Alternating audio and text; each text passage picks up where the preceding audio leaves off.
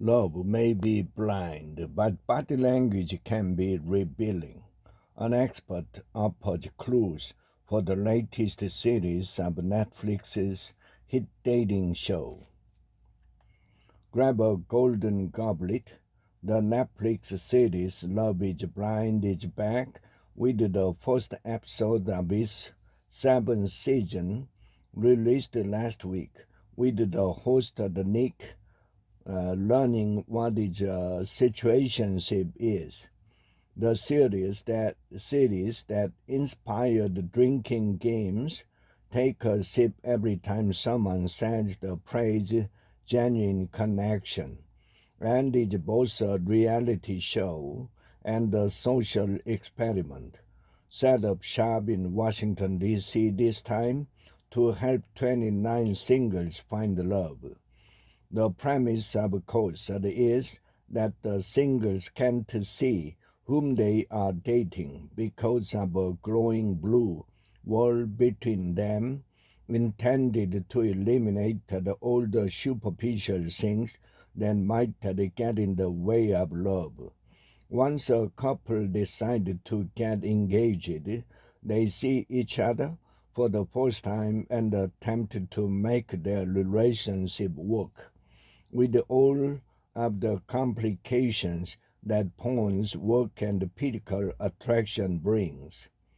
Over the past few seasons, the nagging question concerning the show's participants was, are they here for love or for clout? The recent season Love is Blind UK was hailed by many as a return to the show's original vibe, for its generally emotionally healthy and low-drama cast. CC Rice, a voice teacher, associate professor, and energy reader who posts body language breakdowns of the show under the social media handles, says that figuring out a participant's motivation is both an art and a science.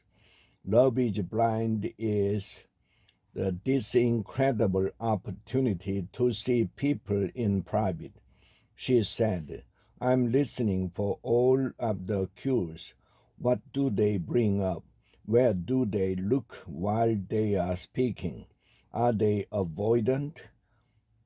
Are they trying to connect? Only the people involved know the true motivation, but Ms. Rice had some key clues to look out for. This interview was edited and condensed for clarity. Look for the gaze, Rice.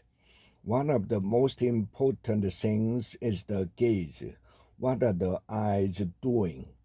In a positive romantic interaction, you want to look for mirroring, and that's going to happen with the gaze and the voice. A physical mirroring and eye contact. Mirroring will happen with the body, where both people will posture to one another.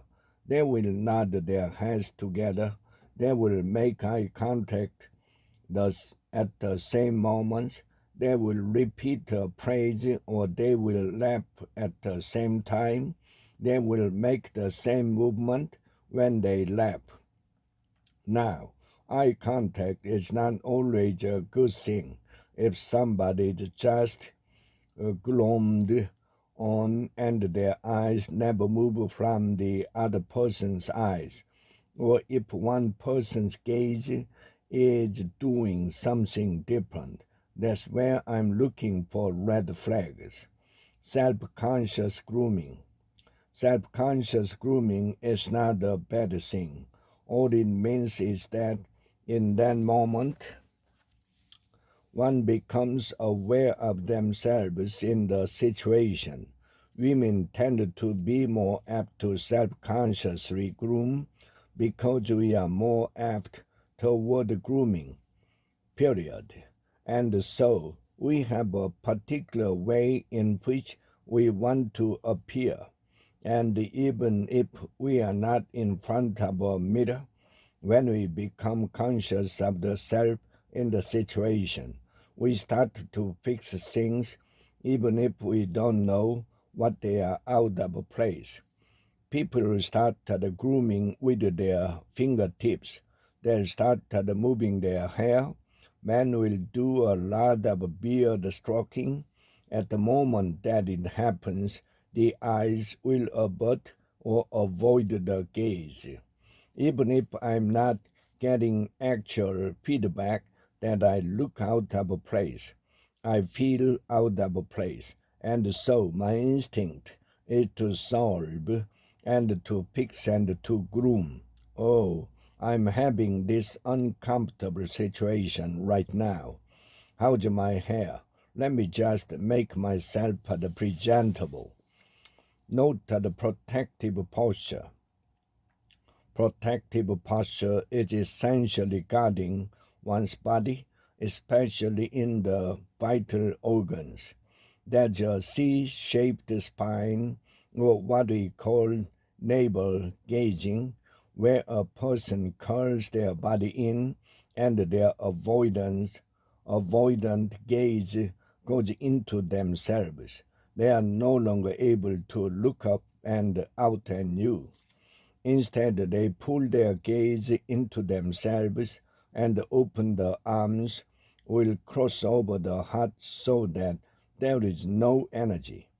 The heart emits more energy from the body than any other place.